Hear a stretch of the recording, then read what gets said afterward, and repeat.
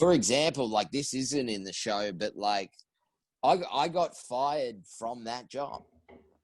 Oh, for real? So yeah, so like the first week, I got the job and I was like, holy shit! And at the time, it was a 3-picture deal with Paramount, and I was selling wine at this company, telemarketing. Yeah. And I was like, fuck you guys, I've made it. Yeah. Totally. Oh. Yeah. And so the first week of rehearsal, there was like $6,000 in my bank account. I was like, that's the most money I've ever seen in my life. Ever. Yeah. And we had 1 week left of rehearsal. And I remember it was a Thursday, and the Friday they had organised like a big cast day where we climbed the harbour bridge and we went go-karting and paintballing, and we got to know the cast. And it was a bonding session. It was an Origin bonding session. An Origin bonding camp. And so that night I took a mate out to the Cross. And this is like 11 years ago now. So the Cross was still kind of the Cross. Cross was the fucking Cross. And I remember 6 a.m. being in a strip club serving Jack Daniels behind the bar to people. I don't know how that happened, but like, I don't know. I was serving people behind the bar. I remember that at 6 a.m. And my call time was 8 a.m. on the Friday. Oh. And so I looked at my clock and I went, fuck, I better go home. And so I woke up at midday with half the production office and 2 ambulance officers in my bedroom.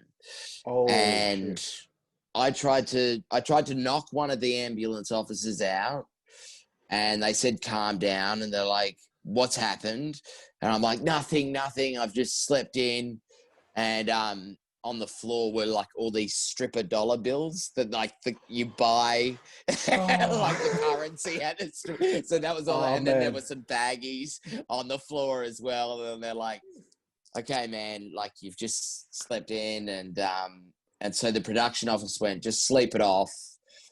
And so I went into panic and anxiety, and I called my agent. They said, you've just been fired from the job. You should come in later on this afternoon once you've sobered up. And I was like, holy shit, like that was the longest. I had to catch the train into the agency. I remember looking at the ATM and I'd spent like $4,000 or $5,000 that night. Oh, Jesus. Yeah. Yeah, I was calling all my friends, like crying, going, you know, the 3-picture deal that I just quit my telemarketing job over, like I've lost it. I fucked up. Shit. And do you need any wine while I've got you? Do you need any wine? If I can go back with some contacts, they might give me the job back. So I went into the agent, and I had to meet with the head agent, who no one fucking meets with, especially the new guy who, like, I think Kate Blanchett talks to, or Nicole Kidman talks to. Certainly the new guy who has the telemarketing job does not talk to. Oh. And I walked in, and all my like agent friends and like all the stuff, they weren't making eye contact with me. And I just walked into her office and she went, sit the fuck down, like that. And I sat down and I burst into tears, and she just leaned in. She goes, what do you think you are, fucking rock star? And I went, yeah, I'm so sorry. And she goes, I don't know you from a bar of soap, but I've had to go in and bat for you with Paramount fucking pictures today, and I don't know who the fuck you are. Why should I try and fight for your job back? And I remember saying, you know, alcohol's just, it's a problem. It's a problem. And she said, okay. And we spoke about that, and she went, okay, well, give me the weekend and I'm going to try and get your fucking job back. And she goes, but, you know, this is the first job you got with the agency. And this is Shanahan Management, who's one of the best in the country. And come Monday morning, I was lucky she'd begged the producers and they gave me my job back on the proviso that I didn't drink for the rest of the production. Man. And which I didn't, which was my first bit of evidence as to if I stay off the piss, I'm a great actor. Like, I can give a good performance. Like, I gave an amazing performance in that film. But the moment the film finished, I got back on the piss. Was that when you mentioned before that you got sober in your mid-20s, was that time? Is that when you were talking about it? Or is there another?